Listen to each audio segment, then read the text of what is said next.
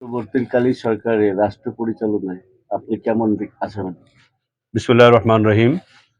আমি প্রথমে বাংলাদেশ ডেমোক্রেটিক মুভমেন্টের পক্ষ থেকে দান শালিক টেলিভিশনকে ধন্যবাদ জানাচ্ছি।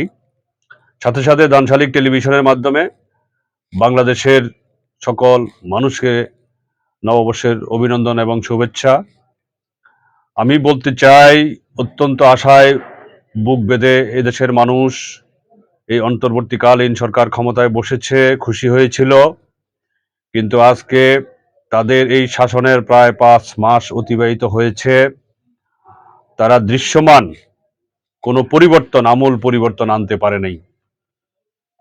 দেশের আজ আইন শৃঙ্খলা অত্যন্ত শিথিল, মানুষ নিরাপত্তাহীনতায় ভুগছে।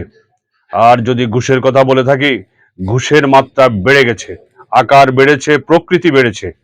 আমি বর্তমান সরকারকে বলবো, জাতির সাথে কোনো অবস্থাতেই আপনারা প্রতারণা করবেন না, জাতিকে আপনারা অবহেলা করবেন না, জাতির এই মৌলিক বিষয়গুলোকে অবজ্ঞা করবেন না। আপনারা দ্রুত কার্যকর ব্যবস্থা গ্রহণ করুন।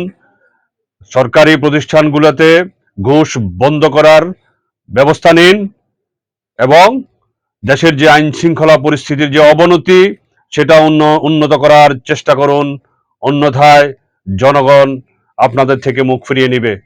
তখন আপনাদেরও স্বৈরাচারের তকমা গলায় নিয়ে ক্ষমতা ছাড়তে হবে। একথা বলে আবারও দেশবাসীকে আমি অভিনন্দন জানিয়ে এখানেই শেষ করছি। আল্লাহ হাফেজ। বাংলাদেশ জিন্দাবাদ, বাংলাদেশ ডেমোক্রেটিক মুভমেন্ট জিন্দাবাদ। আবারও দান শালিককে ধন্যবাদ।